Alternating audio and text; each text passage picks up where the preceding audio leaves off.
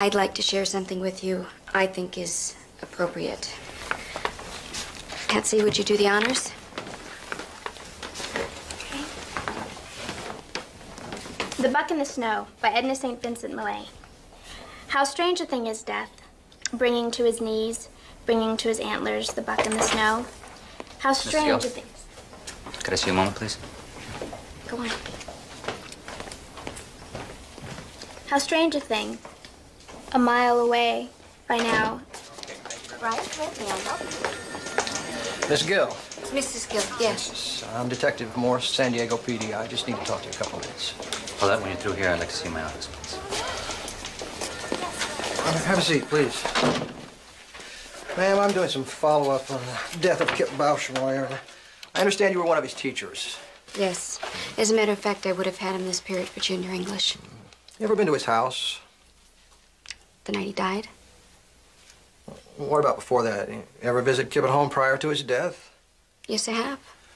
Was your husband aware of this? Look, maybe you better tell me what this is about. Well, ma'am, there have been allegations made by several of Kip's classmates that you and Kip Bauschmeyer were lovers. A high school is a rumor mill, Detective. That was one of many stories making the rounds. But I can assure you, that's all it is, a rumor. Mrs. Gill, the people who are making these allegations are not saying they heard you were having sex with the boy. They're saying they went over to his house a couple of weekends in a row and watched you have sex with him. Look, I've been in trouble before, Mr. Turner. Got a few priors, but this time I swear they got the wrong guy. I got the picture. Can you tell me how the window of Dr. Frank's Mercedes came to be broken? I have no idea. I think I was just the first guy the cops saw when they got to the scene. Story of my life. Wrong place, the wrong time.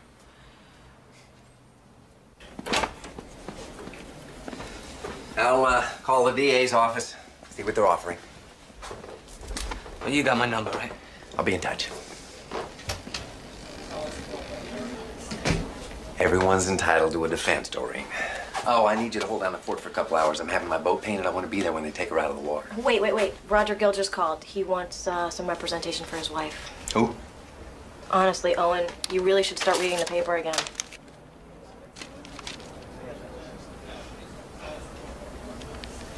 Get my ex-wife on the phone. Paulette and Kip had been lovers for some time, or so the story goes. Rumors started circulating, and eventually the boys, Garrett Evans, Paul Preston, and Stuart Cardale, confronted Kip about it. Kip told them the rumors were true, and when they didn't believe him, they decided to prove it to them by arranging for them to come over and watch him having sex with her. This kid sounds like some victim. Why'd he kill himself? Nobody seems to know. But the night of the funeral, the boys told their parents what they'd seen. The parents called the police. The school fired Mrs. Gill a month later. Our paper broke the story. You say that with some pride, Roberta. Well, it's a big story, Owen. I mean, you know. Attractive young teacher, secret trysts witnessed by the sons of prominent citizens, suicide.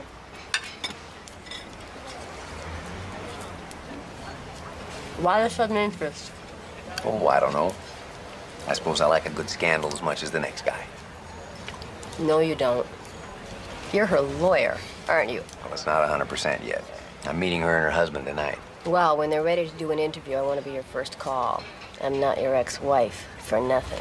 Well, I hate to burst your bubble, but I have a feeling this one's going to get settled quick. Are you sure about that? We hear some pretty important people have an interest in seeing this go all the way. Like who? You know, Kip is from Briarcliff. The people out there have a lot of political pull. I'm sure the district attorney's office will put up a big show of outrage, but at the end of the day, this is a rape case where the victim can't testify and the accused is a 28-year-old female. They have bigger fish to fry. Of course, the press thinks she did it. Well, I suppose we do. I mean, the boys all passed polygraphs, you know? Besides, why would anyone make up a story like that? I've had the car a long time, but she's got real low mileage. I can't interest you in a trade-in. No. We don't need two cars. Besides, my wife can't drive a stick. Well, she looks real clean. Tell you what, I'll grab my jacket, we'll take her for a spin. We got to be at the lawyer's at 5. You represented a guy at work on a DWI. This guy said he was definitely over the limit, but somehow Owen Turner got the whole thing thrown out of court. What? That guy recognized me. You want to blow them off? We'll take the car down somewhere else and sell it. No, what I really want is for you not to sell the car. Why don't we meet with this lawyer first and see how much it's going to be? I already asked. It's $5,000 just to walk through the doors. You ready to go, Mr. Gill? Paulette, the car doesn't mean anything to me. I know that's not true. I'll be right back.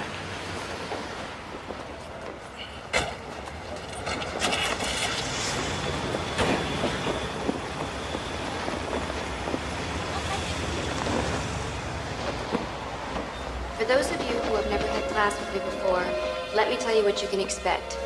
This is junior English. We're going to be studying some of the great works of literature. Excuse me, Mrs. Gill. This here is Kip Bauschmoy. Hey, Kip. Oh no, here's trouble. Nice to see you too, Patsy. Hi.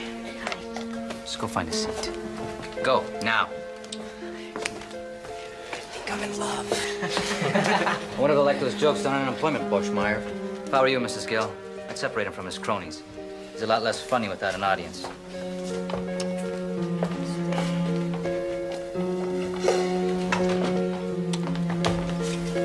Where are you going? You want me to move, right? I was just explaining my philosophy of teaching, Kip, and part of it is that every kid that walks through that door starts off with an A. That means that at this moment, you're one of my best students.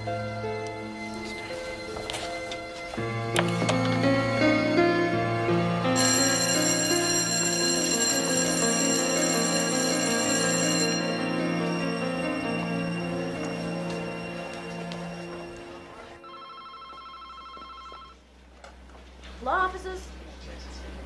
I'm sorry, Mr. Turner's with a client at the moment. Mrs. Gill, on Friday you will be charged with 2 counts of sexual assault. Am I going to have to spend time in jail? You will be out in an hour, tops. Now, the good news is their case sounds very weak. I gather they don't have a shred of physical evidence, and obviously the victim can't testify, so... That's just what the other lawyer said going into the school board hearing. Mr. Gill, I understand you were out of town on the nights in question. Is that right? That's right. I have National Guard duty 2 weekends a month. I do have an alibi for one of those nights. I was out to dinner with Patsy Newbeck. Oh, who's that, a girlfriend? Another one of my students. I understand you also spent some time with Kip outside of the schoolroom. Would you describe him as promiscuous? What the hell kind of question is that? An important one. Promiscuity can be a defense on sexual assault. That's going to be your defense? She did it, but it's okay because he wasn't a virgin? Mr. Gill, look. No, you look. I thought I explained this over the phone. My wife didn't do this. These people are on a witch hunt. And we need a lawyer who's willing to take them on. Mr. Gill, I understand that you have both been through hell. Now, if you want something for your pain and suffering, I suggest you contact a civil attorney. I'm a criminal defense lawyer. My job is to see your wife acquitted by whatever means the law allows. It's been really tough on Roger. After I was fired, he had to drop out of school and get a job. And the publicity has... It's been really hard to take. Well, I can tell you it's only going to get worse. That's why I'd like to explore the possibility of a plea bargain. But I'm innocent. You didn't ask me that, but I am. Sometimes I think those of us in law enforcement can lose track of what's really important. Like being able to send your kids off to school without worrying about them being molested. So am I concerned that the prosecution of Paulette Gill is a waste of time and money? No. In fact, I would say the message I'm getting is quite the opposite. Pam, if you have any follow-up questions, come on. Thank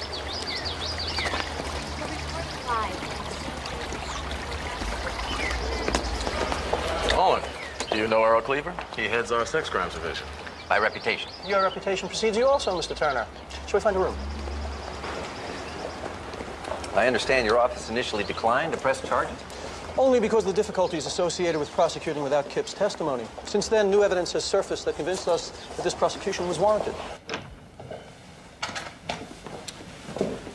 I was just telling Earl what a zoo it was this morning. Given the nature of this case, I think it's safe to say we should all anticipate intense media scrutiny. Yes, well, it's good to see you're doing all you can to minimize that, Earl. Given all the hoopla, I'm surprised you didn't assign a second chair. Oh, Hugh is the second chair. I'm the lead prosecutor on this. You mean you personally? Hugh is a fine prosecutor, but the DA and I both felt that given the public interest in this case, the most experienced hand should be put on. But we're getting ahead of ourselves, and we're here to avoid going to trial. Here's our offer. She pleads guilty to 1 felony count. We drop the other charge. We recommend that she does 2 years probation. And we'd also want some guarantee that she never teaches school again. Are you serious? Oh, it's a fair offer. If this goes to trial, we'll be asking for the maximum on both counts. She could do 4 years. Oh, come on. There's no evidence that this relationship, if it even existed, was anything but consensual. That's not informed consent, is it? We like our case, Mr. Turner. We have 3 eyewitnesses. These boys are nice kids. Good, solid families, and nothing to gain by lying. Sure impressed the hell out of the grand jury. There's also the statement she gave the police on her. She acknowledges she was in the house twice in November to help him with some personal problems. She did it. We know she did it, and it's going to be easy to prove. Well, I still can't take her an offer like that. She claims she's innocent. Well, I guess we'll see in court.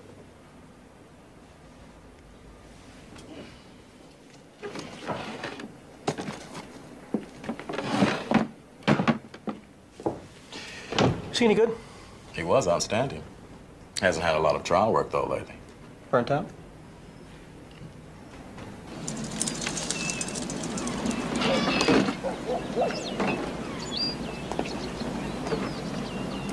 Miss Gill. I saw you on TV again.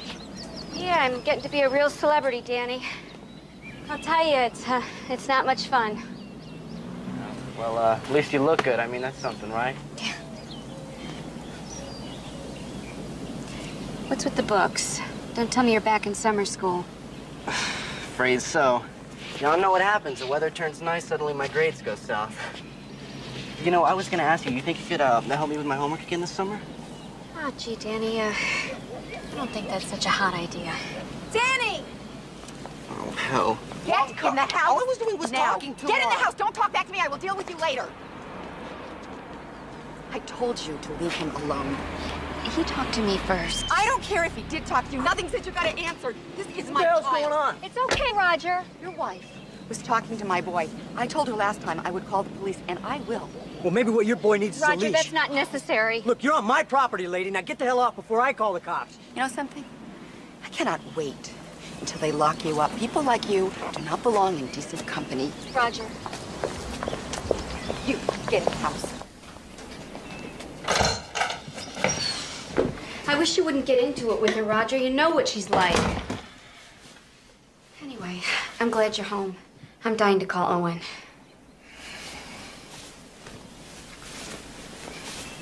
Trial starts in 8 weeks. You called him? That's right. I knew he wasn't gonna be able to make any deals. I figured I'd spare you the grief.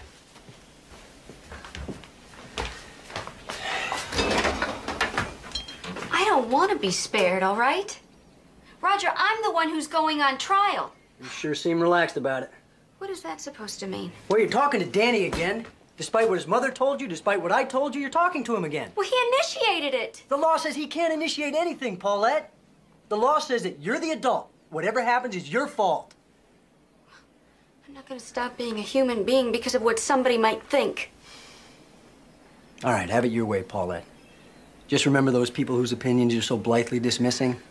That's who's going to be sitting in that jury box.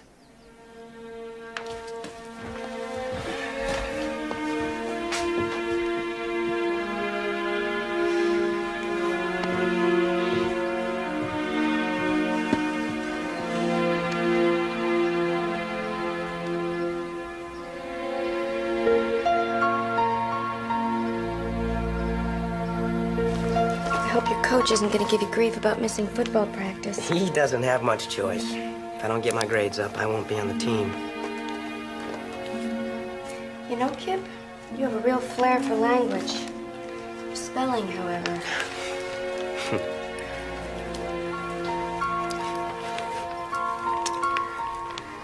I usually getting off of practice about this time.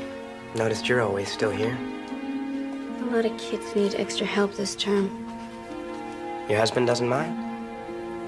I mean, if I were married to a woman who looked like you, I'd want you home. Not hanging out with a bunch of jerky teenagers. Roger's in grad school. He spends most of his nights at the library. You know, Kip, I encourage you guys to say whatever's on your mind. But I think some things should be off limits. I'm sorry, Mrs. Gill. I meant it as a compliment, really. I'm still your teacher, and I'm a married woman. Don't compliment me too much.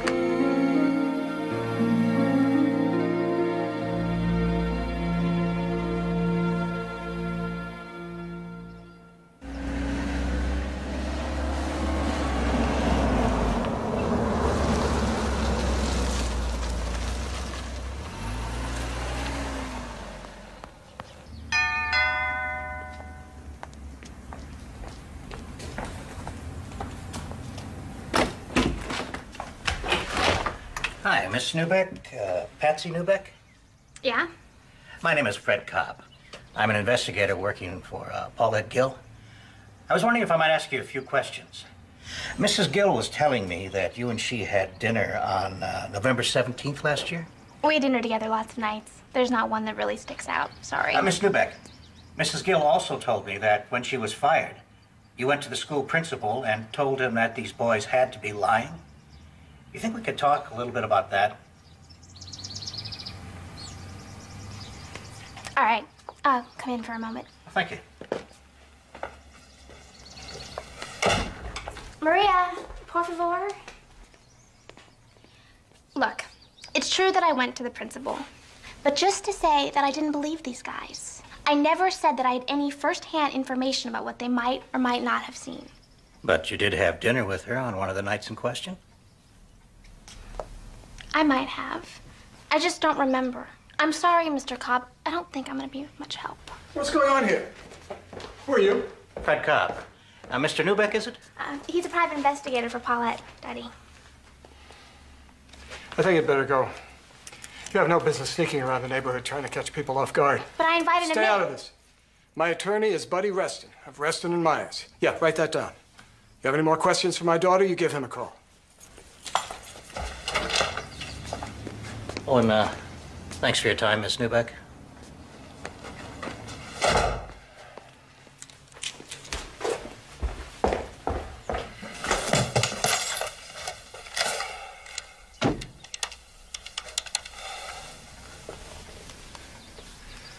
Let me have Evie Bauschmoyer, please. Evie, Don Newbeck. Listen, I think it might be a good idea if we got everybody together. Hey, let's not overreact here. It's not like she wasn't going to put on a defense. So I spoke to Earl Cleaver, let him know what's going on. I also spoke to my own attorney, who tells me that we're under no legal obligation to cooperate. What about witnesses planning on testifying for the prosecution? Makes no difference. Stewie and Garrett are under 18. They can't even be contacted without your consent. But Paul just turned 18, Don. He still has to give his consent, Margie, unless her attorney gets a court order, which Cleaver thought was very unlikely. Would you excuse me for just a moment? Sure. I'm so sorry you all got dragged into this. Evie, you put that thought out of your head. Garrett has told me many times that he has no regrets. And Stewie and Paul feel the same way. Hey, where are you going? Out. Without saying hello to our guests? I'm in a hurry. Suit yourself. But the problem will still be here when you get back. Look, Daddy, for the last time, I don't know anything about Paulette and Kip. I think you do know something. The way you and that Gill woman palled around, hell, you probably know everything. Patsy, do you understand that it's not just about Kip's family anymore? Do you know that if Mrs. Gill is found not guilty, she can turn around and sue the boys and their families, our friends, for everything they own? And there's a bigger picture here, Patsy. There really is. Somebody has got to protect our way of life from sleazy influences like that. Do you understand that you go to a public school that is better and safer than most private ones? You think that happens by accident? Well, if it happened in Briarcliff, Daddy, I'm sure you had something to do with it.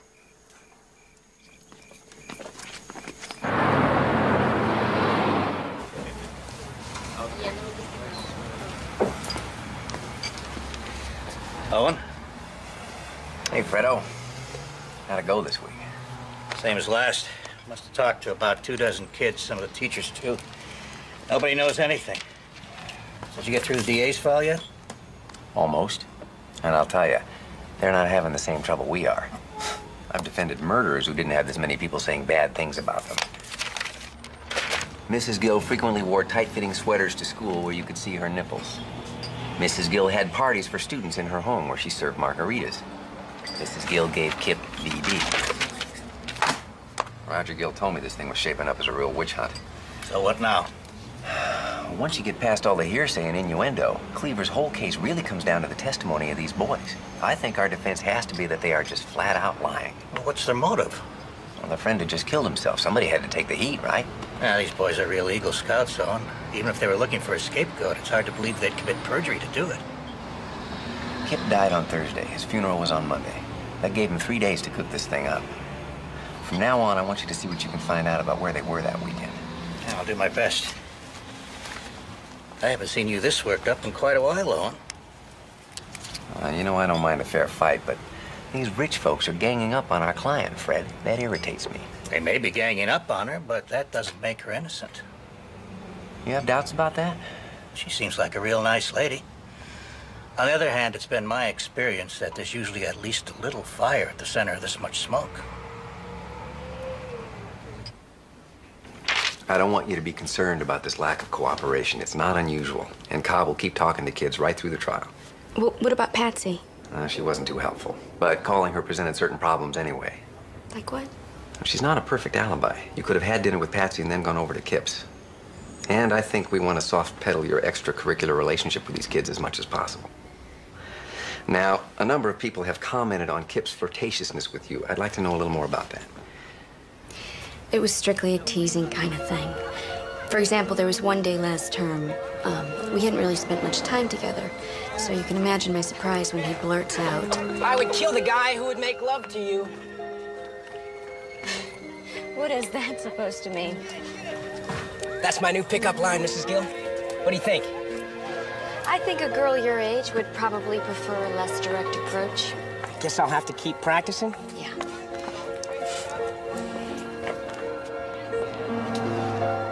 You never reported this behavior to anyone? If I reported every boy for every comment he'd made, I would have spent half my time in the detention office. I understand. But subsequently, you went to his home alone in the evening. Now, the prosecution can argue that you were responding to a sexual invitation from him. What nobody has mentioned yet is that there was another side to Kip. When he was alone with me, he was completely different. Serious, sensitive. That was the side I was interested in. I don't think he believed me. It's not his job to believe you. That pickup line business, you never told me about that either. You never told me you said anything that overt. Didn't I? No? I guess I was just embarrassed. I'm sorry. Listen, it's still light. You want to stop and get some coffee or ice cream or something? No, Paulette. I just want to get home.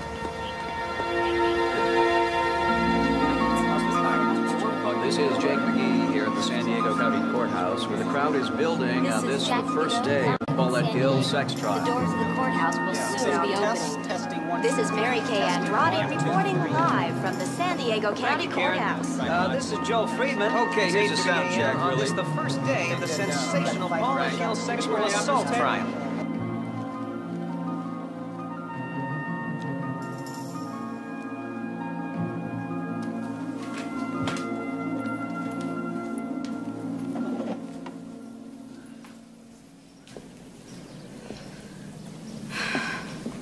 Relax, Roger. We have plenty of time.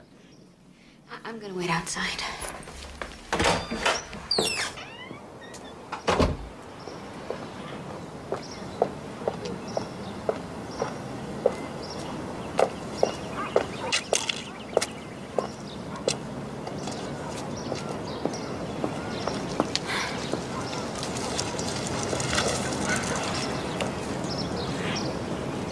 So today's big day, huh? Yeah, we'll be leaving for court soon. Good luck. Thank you.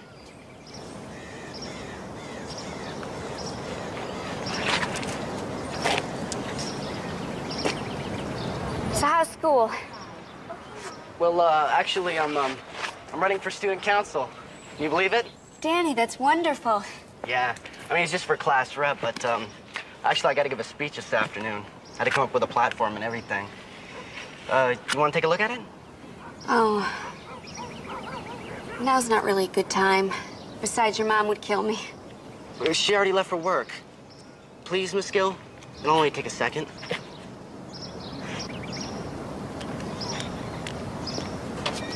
It's great. That may be too long, though. Oh, I like this. And then I gotta do a full thing. Paulette, for crying out loud! It's all right, Roger. His mom's at work. I'll just be 1 minute. But you know what's great is that you're here with the job right here. So it lightens everything up. And then we'll end here with one also. That's really good. Kids really respond to her, huh? Oh, yeah. My wife loves teaching Owen. She's got a real gift for it.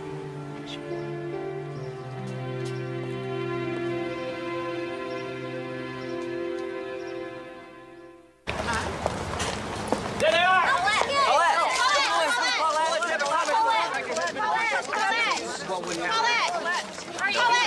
Raise your right hand. Do you swear the testimony you're about to give is the truth, the whole truth, and nothing but the truth, so help you God? I do. Would you state your name for the record? My name is Evie Bauschmoyer.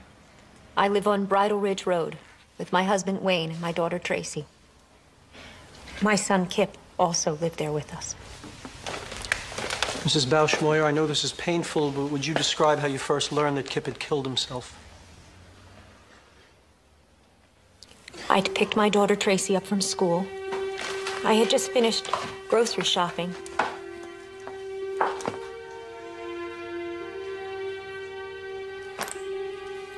Tracy? Is your brother in his room? If that boy skips school again, I don't know what I'm gonna do. Tracy? Tracy?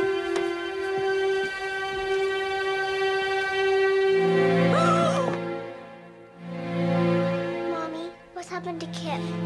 He's sick, honey. Come with me. Tracy, now! Call a doctor.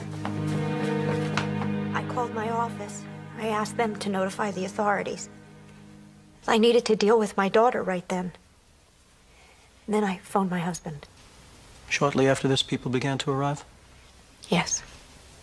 By then, it had been on the news. Did you see the defendant, Paulette Gill, at your house that night? Yes, I did. And at Kip's funeral the following Monday, did you see her there too? Not at the funeral, no. But afterwards, there was an open house. I'm Paulette Gill, Mrs. Bauschmoyer. I had Kip for English. Well, thank you for coming. I know Kip wasn't very popular with his teachers. Well, maybe that's because they didn't really know him. I can tell you he was very special to me.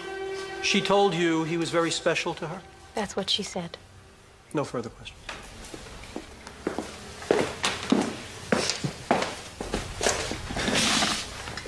Mrs. Bauschmoyer, isn't it true you blame this woman for the death of your son?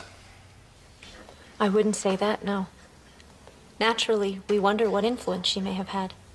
Isn't it also true that when the DA's office initially declined to file charges, you called persistently until that decision was reversed? My son had been molested, Mr. Turner. How do you know? I have the word of people I trust. Plus, my own impressions of her conduct at the open house. I believe you said she came by to pay her respects, told you she taught your son, liked him personally, and gave you a hug. That's correct. What is it exactly you find so peculiar about that, ma'am? It was obvious she thought of herself more as a friend than a teacher. So you find it strange that she liked Kip enough to consider him a friend? Objection, argumentative. Sustained. Mrs. Bauschmoyer, there were other teachers at Kip's funeral, weren't there? At the funeral, not at the open house. On the nights of November 17 and 24, do you have any knowledge of Paulette Gill coming to your home? Well, Kip's room was at the other end of the house. We wouldn't have any idea what was going on in there. You had a dog. Wouldn't your dog bark if a stranger came to your home at night? I suppose she would. Did you recall her barking on either of those nights? No.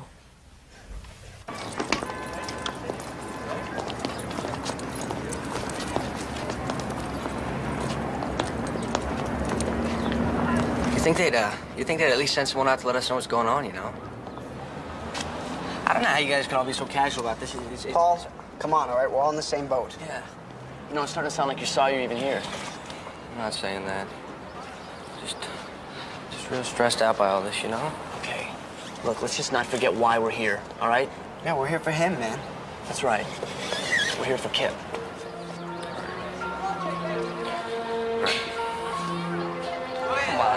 don't believe it, not for a second. You saw how she was with me just now. The same way in class, always looking at me. Ask Paul. She's like that with everybody. No, she's Right. not. Look, I knew she was interested in me from the beginning. One night I hit on her, and she's like, oh no, I'm a teacher and I'm married. So I figured I was wrong. Then a few weeks later, she asked me to go have coffee with her. Starts telling me about how her husband doesn't understand her.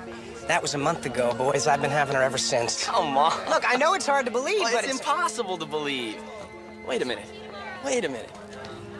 This time, you gotta put your money where your mouth is. I'm looking for Leland Gruen.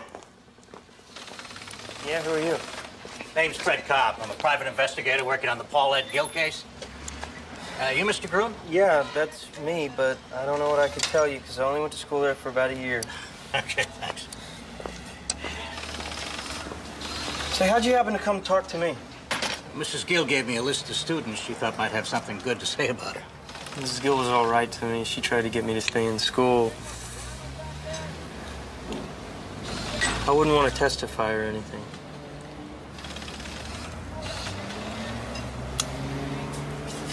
Come on. These other guys, Garrett, Paul, and Stewie, were part of the most popular crowd in school, and Kip had been part of that crew too, but there was some kind of falling out. And it was around this time that we all started hearing rumors about him and Mrs. Gill. Then Kip kills himself. And all I know is that the night after Kip died, Garrett, Paul, and Stewie and a bunch of other kids went out to the ice house to... The ice house. What's that? It's a factory out near Miramar, and kids from school used to go out there and party, and I heard that's where they decided to make this up. I talked to a lot of kids this summer.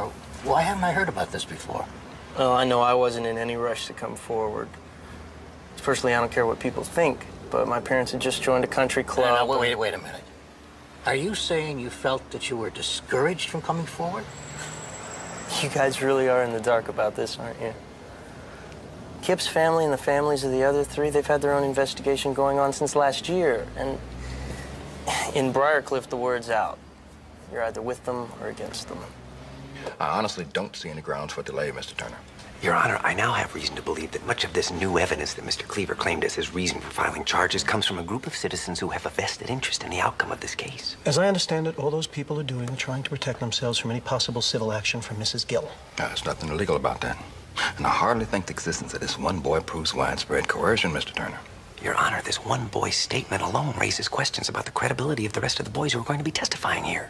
What possible reason could I have for filing charges if I had any questions about their credibility? Well, it got Evie Bauschmeyer off your back, didn't it, Earl? The way I figure it, this trial's a win-win proposition for you. My job is simple. I look at the evidence and I look at the statute. If I get a match, I prosecute. Your request for continuance is denied. The only thing that's relevant here is where the defendant was on the nights of November 17th and 24th, and that's what we're going to find out right now. Proceed with your witness. Mr. Preston, what was your reaction when Kip Bauschmeyer first told you of his relationship with Mrs. Gill? It just didn't seem possible. I mean, I'd seen the way they were in class, and I knew she liked him. But I still thought, she's a teacher, no way. How did Kip respond to your disbelief, Mr. Preston? He said, I guess I'm just gonna have to prove it to you then. Let's talk about the weekend of November 17th. You and Garrett had been over there during the day? Yes, sir. Kip told us that she was coming over that night and asked if we would go help set up his room so that we could see. And what were some of these preparations? His window was kind of high up, so we had to stack some paving stones to stand on. And he had these curtains that we had to rig so that we could see better. And what happened after you finished setting up his room, Paul? We went home. And then later I picked Garrett up and we drove back over to Kip's. I knew what kind of car Mrs. Gill drove because I'd seen it a bunch of times at school. It was parked right where Kip had said it would be. Now, at this point, we're thinking maybe she's just over there talking to him, right? But on the way up to the house, I started to get cold feet.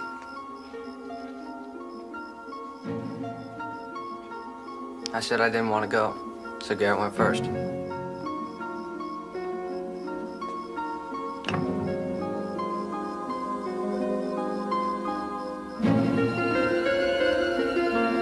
I was scared we'd be caught. And then after a minute, he comes back and he says, somebody's about to do something to somebody. And that's when I went up to the window.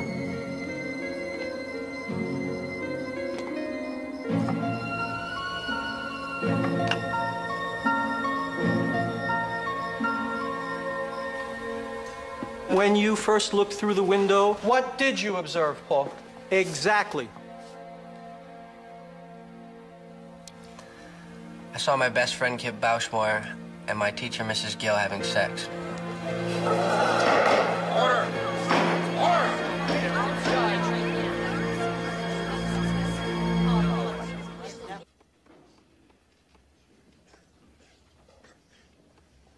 Your witness, Mr. Turner. Mr. Preston, yesterday you described preparations you made in order to better see Kip and the defendant having sex. For example, you stacked up some stepping stones. Do you recall why you did that? It made it easier to see.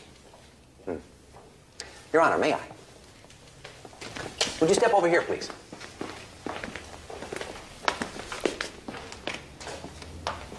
Right here.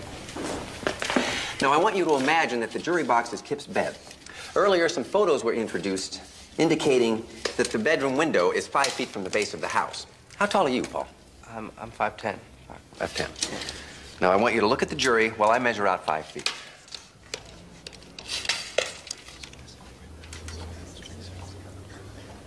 Yeah, Garrett's shorter, I think. Actually, he's an inch taller, but okay. I'll measure out 2 more inches.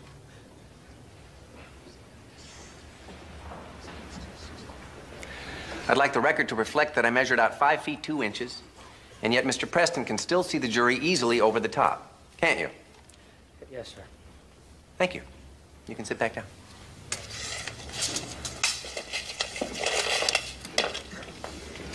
Now, when you were before the grand jury, you testified that after Kip and Mrs. Gill had made love, he turned the lights off to signal that they were finished. Do you recall that being part of the plan? Yes, that's right. He said, when I turn the lights off, you guys have to leave.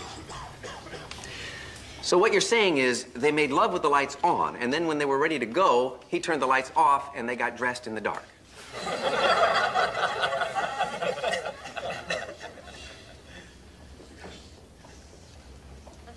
Yeah, well, maybe a lot of the stuff we did wasn't necessary, but it's not like any of us had any experience with this kind of thing. That'd be one explanation. Another might be that you guys made up the story and then never got around to going over to Kip's house to see if it checked out. That's not true. And we never discussed this among ourselves until after we gave our statements to the school. Have you ever heard of a place called the Ice House, Mr. Preston? Yeah, I've heard of it. It's a place kids from school used to hang out sometimes. And weren't you hanging out there the weekend after Kip died, along with Garrett Evans, Stuart Cardell, and several others? Yeah. Yes, sir. I suppose we were. Yeah. And Kip had just committed suicide, and yet the subject of what you had all witnessed between Kip and Paulette Gill never came up. Is that your testimony, Mr. Preston? Mr. Cardell, could you please tell us what happened on the weekend of November 24th? The weekend of November 24th, Paul and I were staying over at Kip's house. His parents had already gone to bed. We were just getting ready to watch a video when the phone rings. And what time was this? About 11:30. So Kip's on the phone for a couple minutes. When he gets off, he's got this great big grin on his face. And he says to Paul, "It's on again for tonight." At that point, they told me that Mrs. Gill and Kip had sex the weekend before. And what did you think of all this, Mr. Cardell? I believed it. I had her as a teacher. You could say I'd seen her in action. Order. Let's leave the humor to the lawyers, Mr. Cardell. Please proceed. So anyway, Paul and I go outside to wait. About 10 minutes later, she shows up. I watch for 45 minutes, maybe.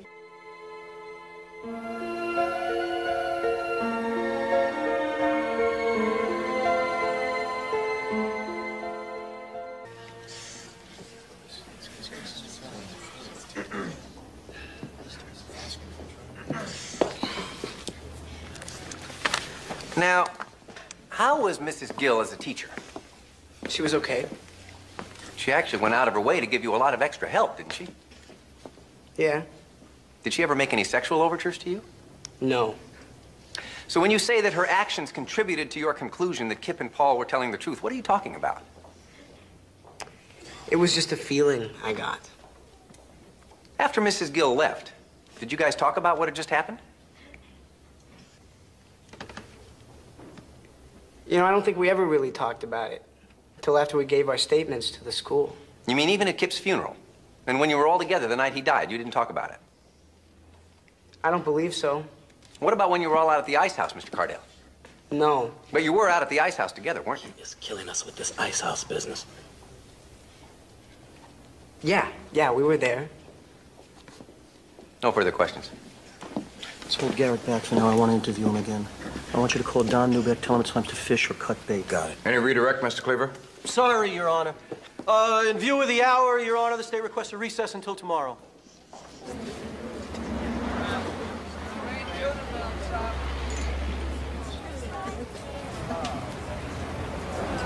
You were great today. Now, that's not just my opinion. The whole press corps is talking about how you're kicking their butts. Well, it's early yet, but thanks, Bob. So why the long face? I guess I'm still bugged by the way Cleaver stood by while the town held its inquisition. Oh, don't be such a Boy Scout. The people in Briarcliff want justice, and if they're in a position to pull some strings, I say more power to them. That's just how the system operates. Yeah, well, may I remind you, you and I are part of the system. Yeah, and I've seen you work that system plenty to put some really awful people back on the street. Yeah. Who always says winning is all that matters? The first day I went to pick them up for court, the boy across the street came over to ask Paulette's help for a project at school. I mean, here she was about to enter the arena, yet she was willing to take the time to help some kid with his homework. That's when I knew. This woman cares too much about teaching to get involved in anything like this. I think you're being a little naive about her. I mean, even nice people can rationalize almost anything in the name of passion. Look at us.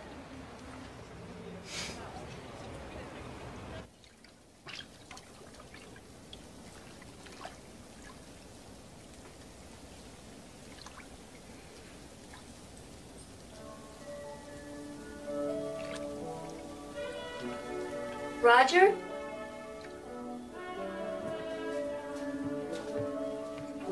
Roger?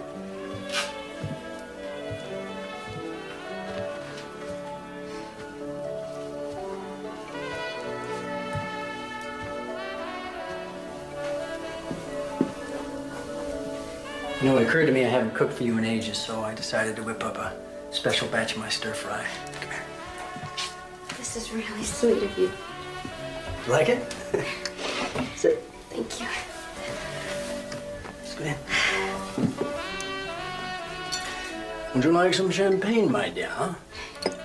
Champagne, too? It's either that or Diet cranberry juice. Decided to live dangerously.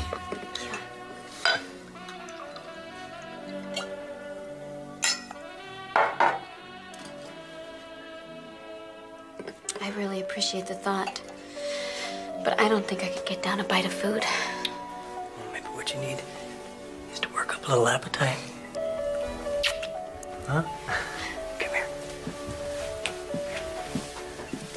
You look beautiful. Oh, stepping on your feet, am I?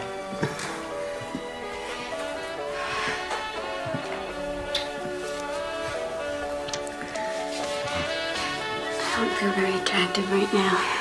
Oh, you are, believe me.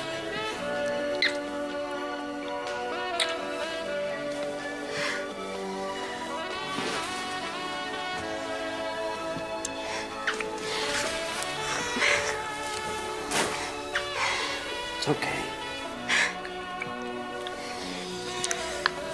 I'm really not up for this right now. Roger, please.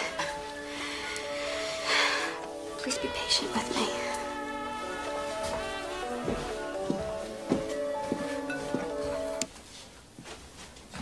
As the boys' vice principal, it was my decision to transfer Kip Bauschmeyer into her class. Miss Gill ran a somewhat informal classroom, but I thought the boy might do better in that environment. Did he?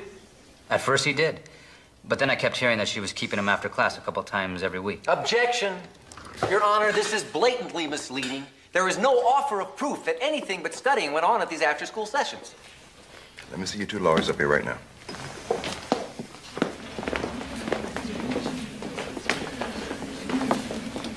Mr. Cleaver, what is your theory of admissibility on this?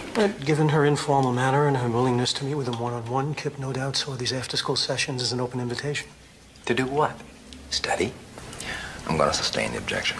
As long as we're here, Your Honor, it's my understanding that the testimony of the next three witnesses goes exclusively to the issue of whether or not Mrs. Gill's attire in school was too provocative. Again, Judge, it's our contention that her relationship with Kip was just part of a whole range of unacceptable conduct. Yeah, perhaps. But I'm not going to allow her to be convicted of sexual assault based on what she wore to work. Now, do you have any other questions for this witness? No. Step back.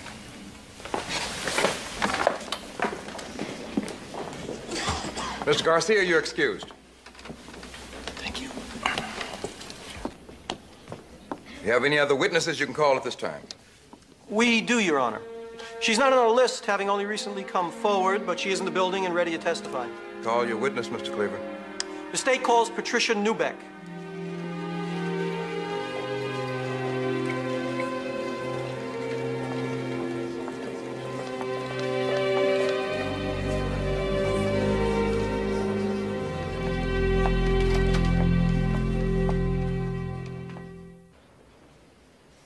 Please proceed.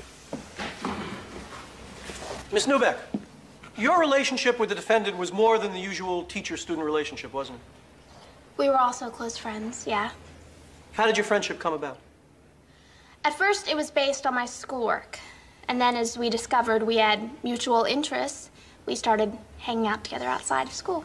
You mean you would socialize in each other's homes, maybe go out to eat? Yes.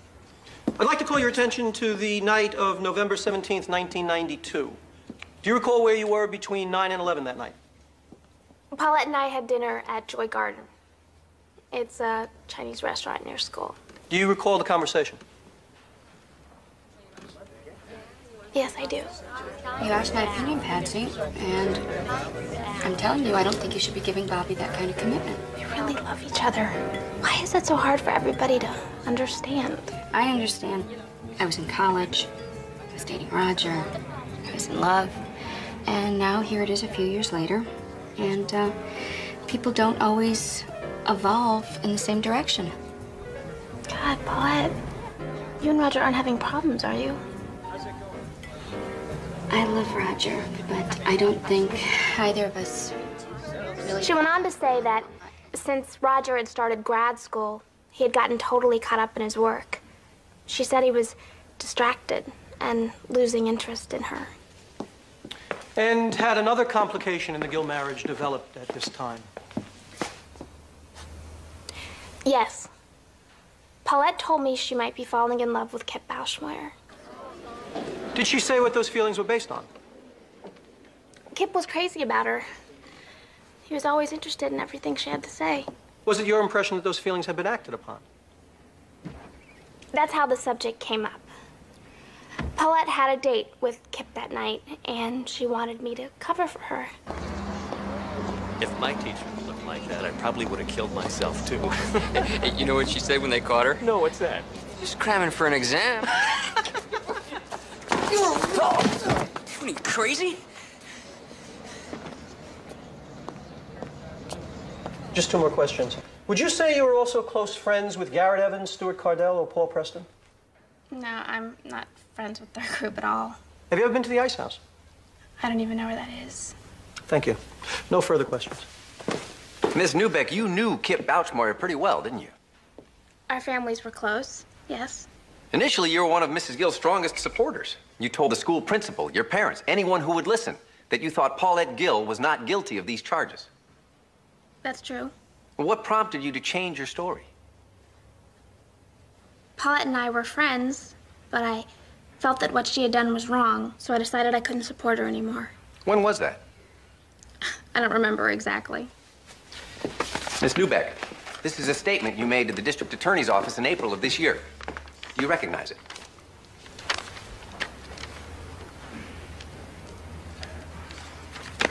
Yes. And you told the district attorney's office you had no relevant information, didn't you? Yes. And when my investigator, Mr. Cobb, spoke to you last July and asked you about having dinner with Mrs. Gill, what did you say? I told him I couldn't remember. Miss Newbeck, let me direct your attention again to your April statement. What did you tell the DA was your reason for accepting the interview? Shall I read it to you, Miss Newbeck? I said the only reason I was there was because my father had been bugging me. And the reason he was bugging you was that he didn't believe you when you told him that you thought Paulette Gill was innocent of these charges. And as it turned out, your father's instinct that you're a liar proved to be correct, didn't it? What's important is that I'm telling the truth now.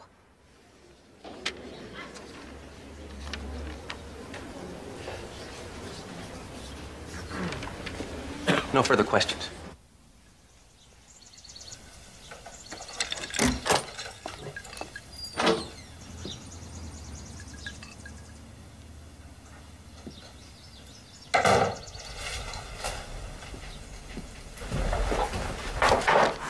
The guy you pushed was a lawyer. Owen got him to not press charges. Oh, that's a load off my mind. Owen also thinks it might be a good idea if you stayed away from the courthouse for a while. Owen thinks, huh? What do you think? That depends on whether you think you can control your temper, Roger. There was no loss of control, Paulette. I saw a chance to defend your honor for the first time since this whole business began. And I took it.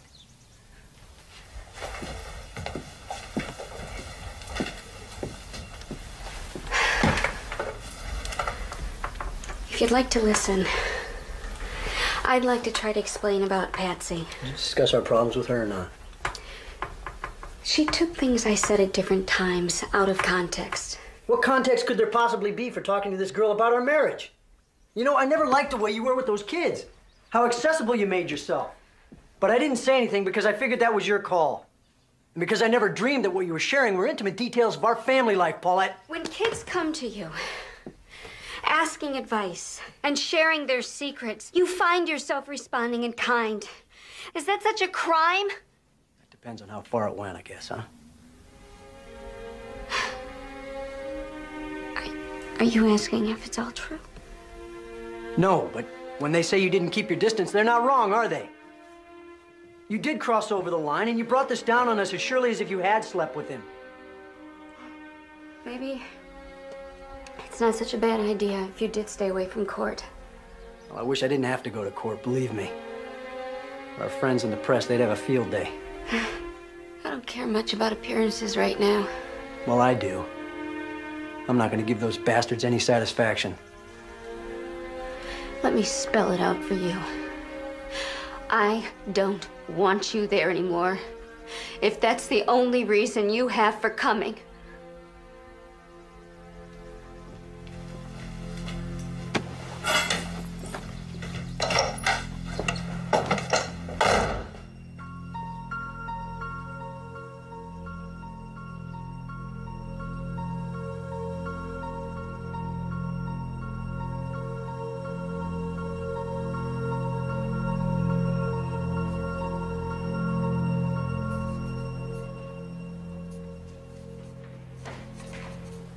How long did you watch the defendant and Kip having sexual intercourse, Mr. Evans?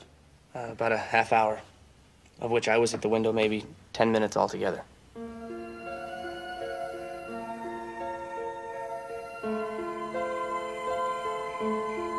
Now, why is it that you decided not to tell anybody about what you'd seen prior to Kip's death?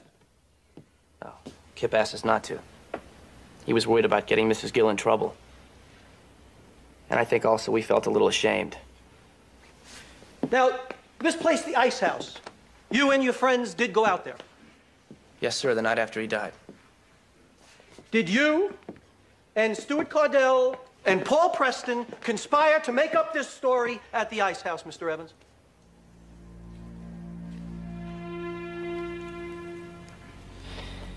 That would have been impossible, sir. We went to the Ice House on Friday. By then, I'd already told my mother and some other police officers what I knew. No further questions. All Garrett's testimony really proves is that he was the first one to tell the story. We can argue that he was the ringleader, but it hurt us. And as for Patsy Newbeck, Can't we call Leland Gruen? unfortunately, his story about the ice house isn't a first-hand account and wouldn't be admissible. Cobb can't find anyone who will admit that they were actually there. Paulette, this whole thing is going to come down to your testimony. So I want you to really focus on that. When you get up there tomorrow, I want you to tell your story simply and straightforwardly. Do that, and I think the jury will believe you. Will they? You didn't. Maybe I've just defended too many guilty people. But I have to believe that when that jury really looks at you, they'll see what I saw when I finally opened my eyes. An innocent woman falsely accused.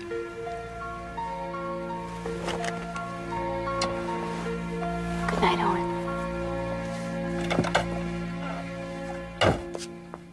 Okay, 1:15. Here's the 5-day forecast for Southern California. Mostly clear through this period, except for areas of night influence, low clouds and fog near the coast. That's what we need again. Lows overnight of 52, highs expected in the daytime of 72. A little bit warmer inland, of course. And looking ahead now for the next 5 days, we expect temperatures to remain in the mid-70s with some rain likely early next week.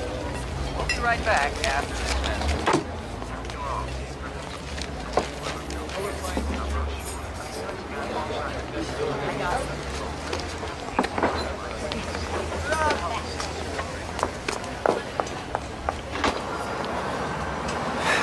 Mr. Gill, we haven't met. I'm Roberta Rosen with the San Diego Ledger. You media people seem pretty chummy with Mrs. Boschmoyer. Ever ask her what she's doing here?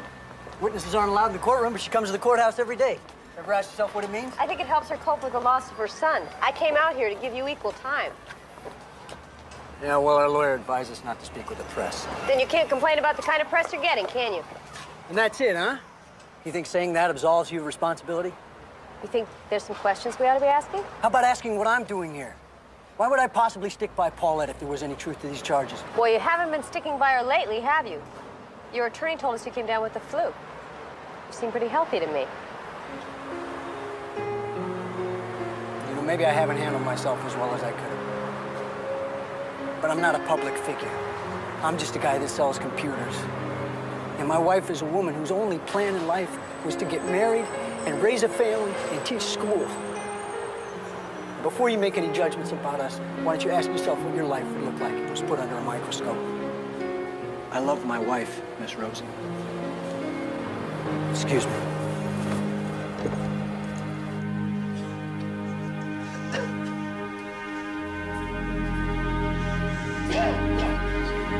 Mr. Turner, are you ready to proceed? The defense calls Paulette Gill.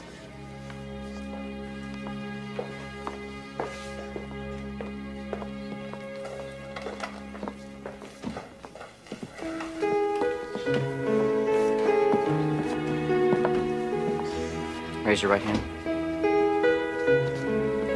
Do you swear the testimony you're about to give is the truth, the whole truth, and nothing but the truth, so help you God? I do.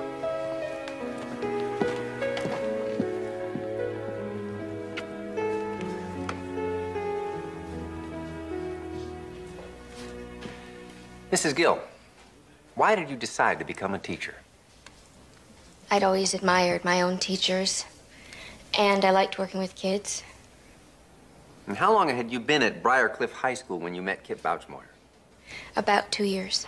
We heard testimony that the decision to transfer Kip to your class was based on the idea that you and he would have a rapport. Is that your recollection? Not really. I think it had more to do with the fact that I was the most junior member of the department, and Kip had a reputation of being a troublemaker. Was that reputation well-deserved? Make thick my blood? Stop up the access and passage to remorse. That I think he was misunderstood. Teachers sometimes forget that while you're testing the kids, they're also testing you. Come to my woman's breasts and take my milk for gall. I'm not saying we didn't have our moments, but overall, I think we did end up with a pretty good rapport. We also heard testimony that you spent time with kids outside of school. How do you account for that? All I can say is that I grew up in a very small town where our teachers were our neighbors, people we saw at church. So it just seemed natural to me. And it was just a couple of students like Patsy that I felt particularly close to. And was Kip another one of those students? Not at first, but there came a time when Kip began to seek me out on a more individual basis. Do you recall what brought that on? It was around the time when he was kicked off the football team. It's not fair. They said all I needed to do was get a passing average, not pass every class. Hey, did you hear? Kip's off the team. Yeah, of course I heard. I'm co-captain, aren't I? That's a tough break, man. Just hate letting you guys down while the team's on such a roll. Yeah, well, I wouldn't lose too much sleep over it, Kip. I'm not saying we couldn't use you on the team, man. Just don't act like you're indispensable or something. Why are you always hassling me, man? Because someone's got to let a little air out. Otherwise, you'd float away under that big head of yours.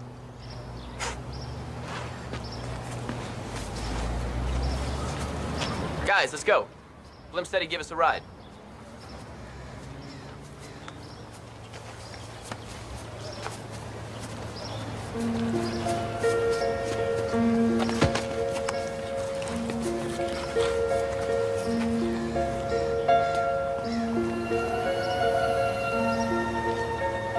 Missed you in class today, Kip. Hey, Miss Gill. I had to go down to the principal's office, get this thing with my grades straightened out. I told him what he needed to do was get some more teachers like Mrs. Gill. If they were all as pretty as her, the whole football team would be on the honor roll.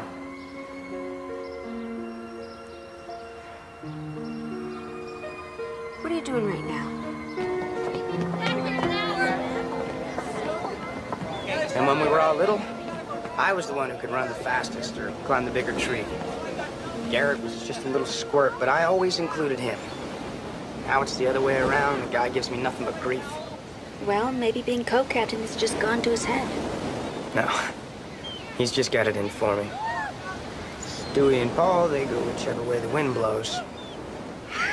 In my opinion, being kicked off the football team isn't the worst thing that could have happened. You have more going for you than you realize, Kip. Yeah? Like what? Like the side of you I see right now. Your serious side. I like it, and I'd like to see more of it. You know, I never thought I could talk to a teacher like this.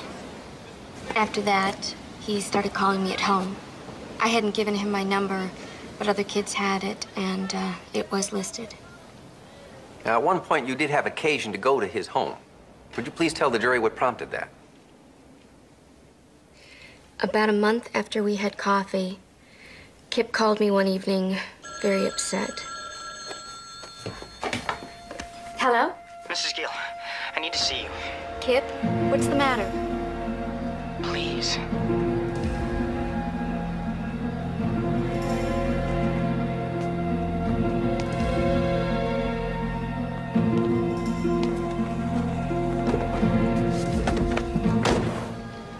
So when they thought my grades were going up, they bought me a car, right? You saw it in the driveway. Then I didn't do too well on my midterms. Now they're gonna take the keys. Do you even have your license yet? That's not the point. I mean, it's just something else for them to hold over my head. Meantime, Paul had a big party. Never even called me. Life's a mess. I don't get a car. Might as well go into exile.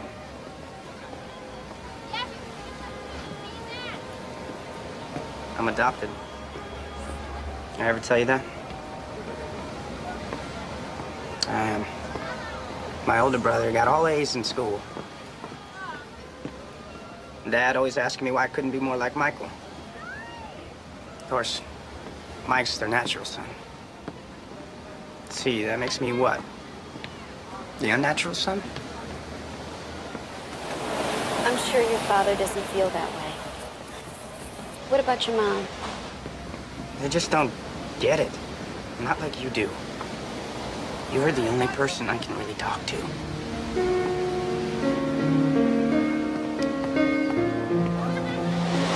All I can tell you, Kip, is that it gets better. Eventually, you'll be out on your own, and the cars, and your parents. And what your friends think will seem pretty unimportant. Just don't know if I can wait till then. Let's talk about January. You began to hear rumors that you and Kip were lovers. What did you make of that? When you're around kids that age, you hear a lot of wild stories. But then somebody told me that Kip himself was the one who had started the rumors. And how did that make you feel? Used, betrayed. When I asked him about it, of course he denied it. And why didn't you report him to the principal, Mrs. Gill? At the time, I thought if I spoke to him myself, it would put a stop to it. Did it? No. I learned later that he continued to tell his friends that we were sleeping together. Paulette knows you're Until finally there was a confrontation. You say a word to What are you anybody. gonna do, Kip? Hit me? What are you gonna do, Kip? She just called you a liar. You're not gonna let her get away with that, are you? She can say whatever the hell she wants to say. It's true about me and Mrs. Gill. You guys all saw the proof. This is your proof? A pair of women's underwear you could have bought anywhere? Hey! Whoa! These have that freshly bought look, now, don't they? give me those. Huh? Oh, hey! give them to me. Right. Give them to me. Hey, Give them. teach his Give them to me. Oh, hey, I'm Garrett, give me those. Give them to me. Stewie, give me them. We always knew you were full of crap anyway.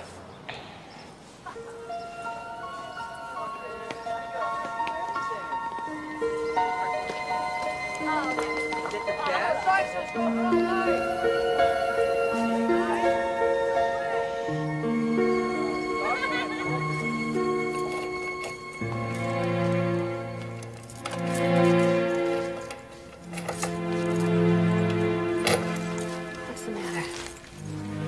Think you know? Kip, I've had a long day. I don't have time to play guessing games. I'm talking about Patsy. She comes up to me today in front of everybody and accuses me of spreading rumors about us. I can't believe you put her up to that. I didn't put her up to it, Kip. You told me you didn't start the rumor. I accept that. Let's just leave it there. There was more to it, though. Guess you can't blame people for talking. But that's the way it always goes for me. As soon as I get close to a girl, she backs off. Kip, listen to me. There was never anything more between us than friendship.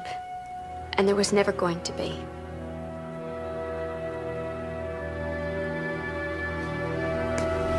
That's great, Miss Gill. Are you saying that I'm not even a little bit special to you?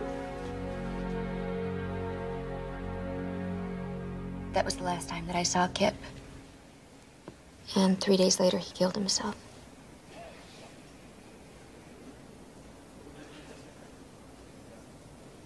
Thank you. No further questions, Your Honor.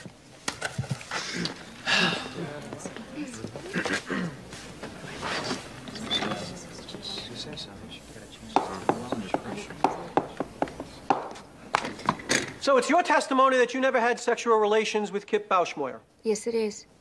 But you do admit to visiting him in his home after hours on 2 occasions. Yes.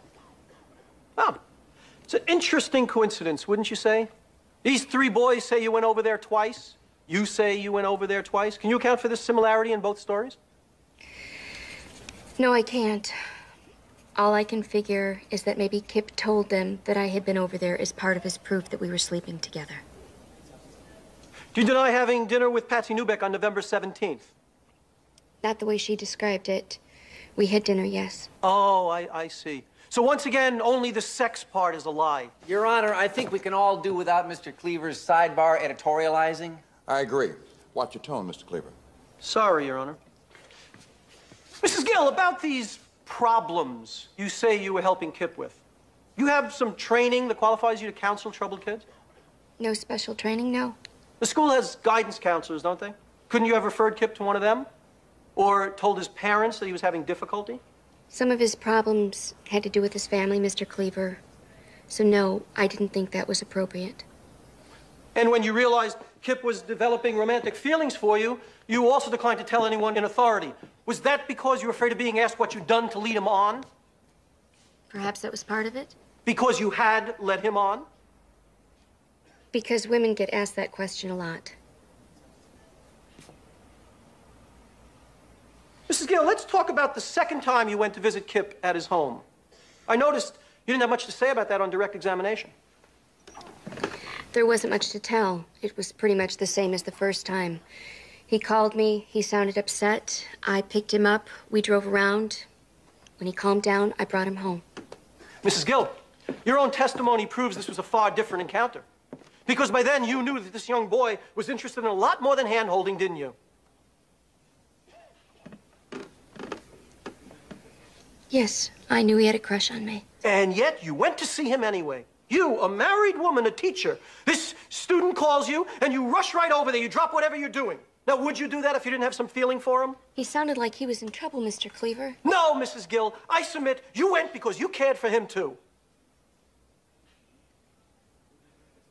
All right, Mr. Cleaver, I admit it. I cared. It's hard not to care about a kid who wants to be liked so much. And yes, looking back, I think that maybe it wasn't the greatest idea to go over there. But at the time when he called me, begging me, please come, Mrs. Gill, you're the only person in the world I can talk to, I didn't stop to think, Your Honor. Gee, what's everyone gonna think? I just went. Your Honor. I cared. Mrs. Gill. I thought good teachers were supposed to care. Gill. That's enough now. Mrs. Gill, do you need a moment? I can go on.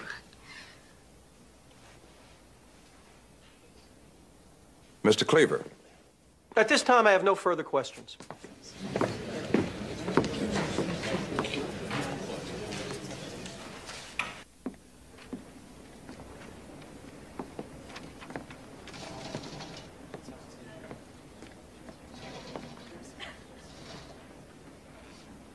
Ladies and gentlemen, during jury selection, I asked each of you what you thought we should expect of our teachers. Each of you indicated that you expected teachers not only to teach, but also to be role models, to provide examples. Measuring from that standard, it's clear that Paulette Gill failed in her responsibility to the students in her care. She claims she drew the line at intimacy. But 3 young men from this town say otherwise. The defense has not produced a single witness who can explain what would motivate 3 boys of outstanding reputation to come in here and lie to you. On the other hand, many witnesses can testify to the fact that time after time, this defendant crossed over the line to what many people would consider unacceptable conduct. She herself admits she met with Kip repeatedly outside of school. Is it possible that this attractive, sexually sophisticated woman did not comprehend the effect this would have on an inexperienced young boy?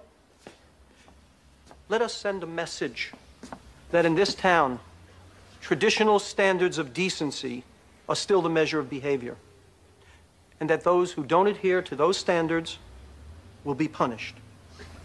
If you apply common sense as well as the law, I am confident that you will conclude that Paulette Gill is guilty of sexual assault. Thank you.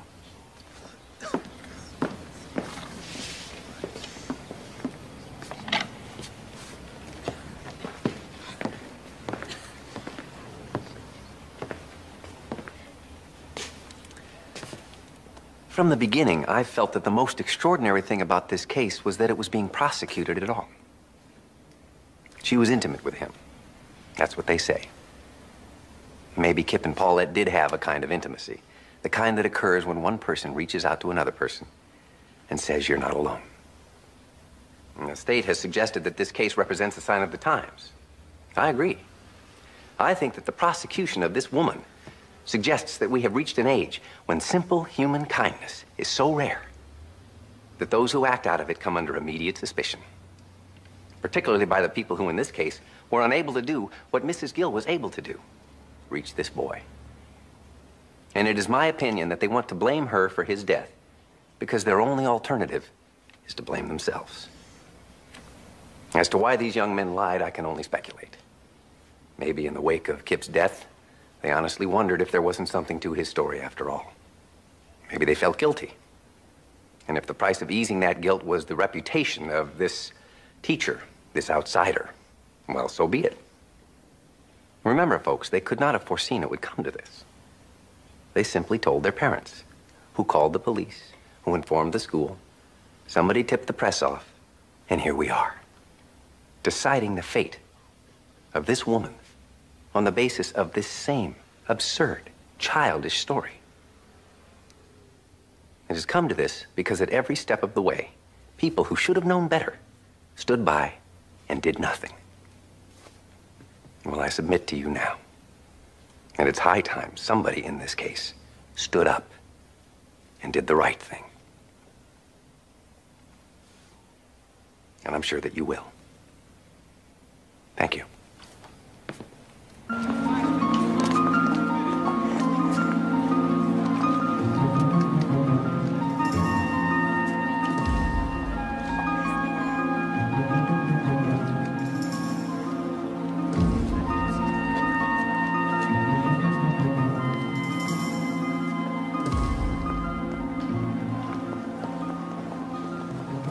Relax.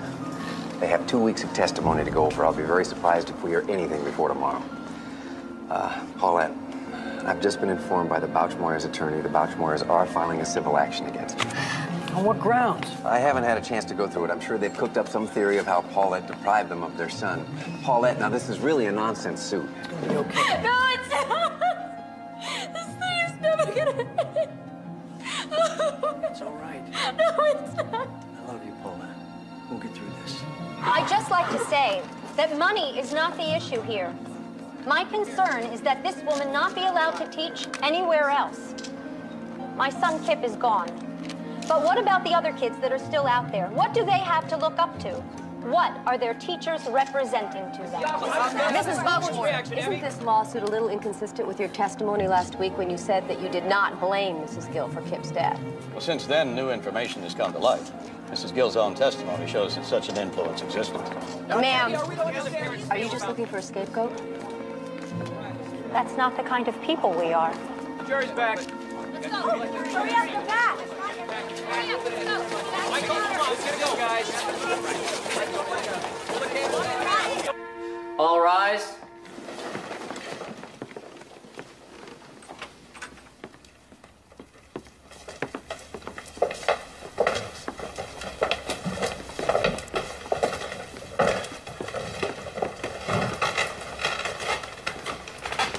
Be seated.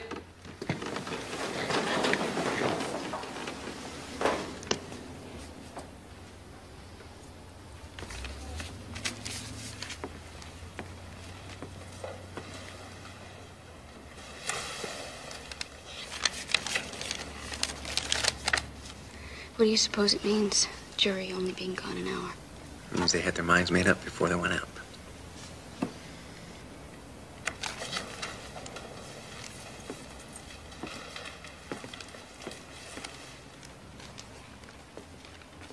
Will the defendant please rise?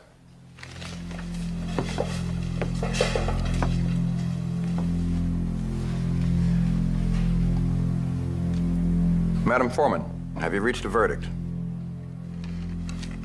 We have, Your Honor. In the matter of the State of California versus Paulette Gill, we, the jury, find the defendant Paulette Gill not guilty.